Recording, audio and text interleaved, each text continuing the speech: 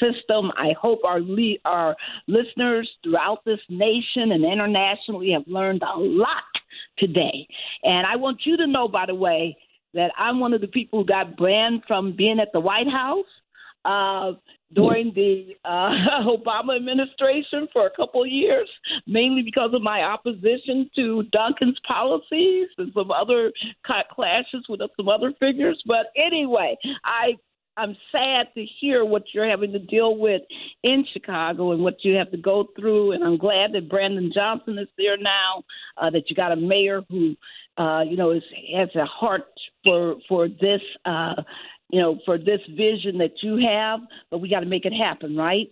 So tell us right now, before we end this segment, we got listeners from all over the country. They got all kind of kin and family in Chicago. What is it that you want to say to our listeners that they can do to help? Listen, the first thing you can do to help is become a part of community and create coalition. If your issue is in public education, your issue has to be humanity. All of us are unprotected and underprotected under a Trump regime. So find your local community organization that's mounting fight back. Go find the federal workers union in your space and ask them how you could be of help. Find organizations that support LGBTQIA and trans people and children in particular, and volunteer and begin to organize on their behalf. And if you're in a workplace where there is a union, make sure that you become an active voice in the union. I believe that working people, our unions, in coalition with community is the only thing that is both going to add a force field for this country, but will only protect democracy, because there's no other organization that is multiracial, that it has different genders, that has different orientations. It is literally the cross-section of this country. And if we are not utilizing and demonstrating our solidarity to figure out how we are unified, we'll never be unified. And I tell you that labor gives us that opportunity. And it gives us that opportunity more robustly when we are doing it with community. So find your community group. Find your local labor union and begin to organize, because when we're not organized, the only thing we're doing is begging. My. And finally, Madam President, if people want to find out more information about the Chicago Teachers Union or reach you, how do they do that? Please, so ctulocal1.org, so ctulocal.org. CTU Local, LOCAL, the number 1, .org. So CTU Local 1. We're across all platforms, Chicago Teachers Union, CTU, as I am, Stacy Davis Gates, President of Chicago Teachers Union. Look, labor should fight for racial justice. It has to. Again, yes. The way in which labor responded to America, labor is what made this country. Labor and its ability to stop working and breaking the back of, the racist Confederacy. That's what reorganized this country. We can do that again. The power is in our solidarity. So I appreciate this opportunity to talk about labor and its power and the fight back that we're going to have to launch collectively to protect our public school students and public schools. Well, thank you so much, and you are just amazing. I recommend to everyone listening to please look at Word in Black for the article where you were interviewed extensively, and you, oh my goodness, the vision that you lay out there, going through everything, housing, and all of the factors that the unions have to be concerned with. You should know, and I think you'll be happy to hear that we're getting ready to talk about the 60th anniversary of Selma, and one of our panels that we have is dedicated to organizing in these times with labor as one of the chief components. So we really get you, and we really appreciate you, and we can't wait to continue to work with you in this work. Thank you so much for your amazing leadership. I appreciate you. This is the hug I needed today, so I appreciate you as well. All right. Thank you so much. Can't wait to keep working together. Thank you. Take care. Bye-bye. All right. Well, Daryl, that was amazing. Oh, my goodness. My head is so expanded. That was just a wonderful, wonderful discussion. Now we're going to talk about something that everybody also needs to know. Not only should we be in this fight for educational equality and justice, but we also have to fight for our voting rights. So this weekend is the 60th anniversary of Bloody Sunday. And you're saying, what's that? Well, we're going to tell you all about it right now. We have a very special guest who has joined us, and that is none other than Tasha Dangerfield. Tasha is amazing. She is the 2024 Community Liaison Arts Revive for Photographic Nights of Selma Festival, where she has been involved in educational workshops. She's a visionary. She's a community activist.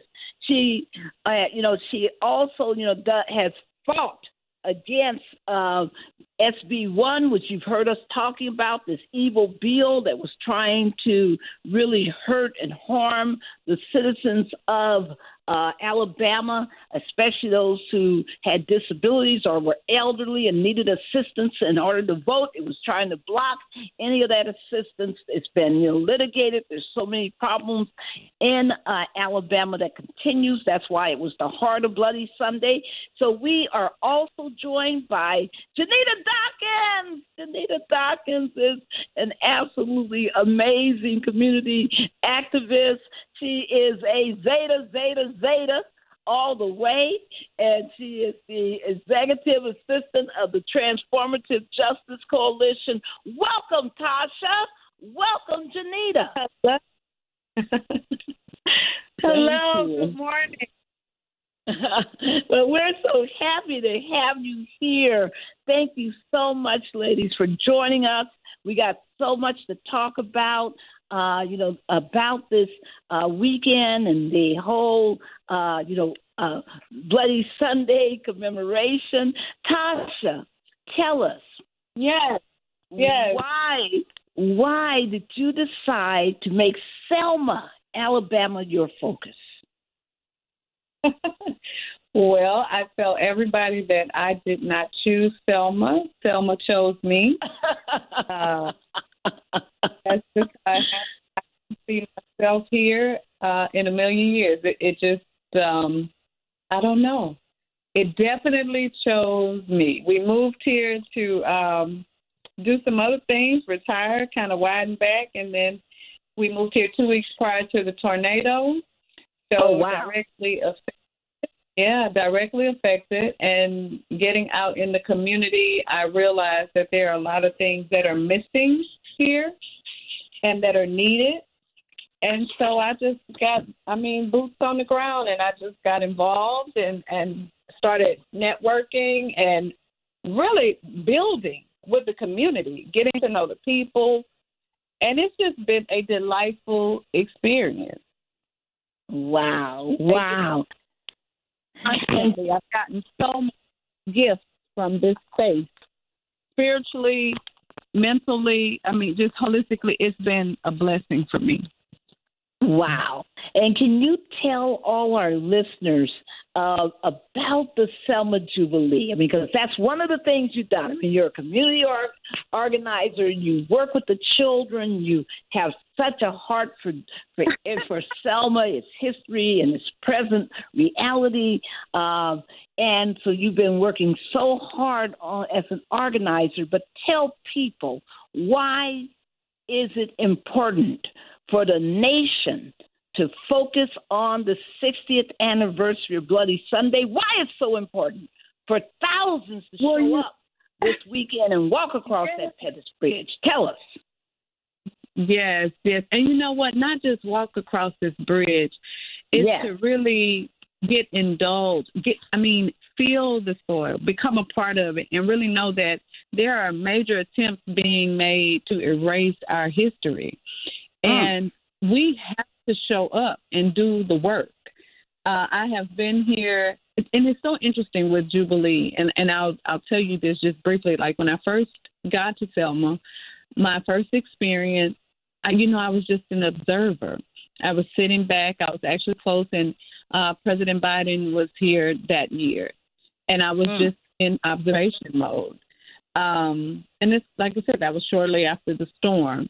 And then the next year, I was just a little bit closer, and I started to meet so many of the elders in the community and the activists and the people that are really have been paving the way for all of, our rights. And the thing is, too, like with Miss Fire Rose, I had not met her. People would ask me about her, and I had not met her. I had not come across her.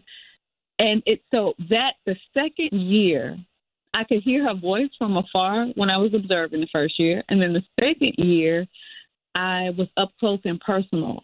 And I remember assigning dignitaries in and different things, and I was taking pictures of her, but I had not met her.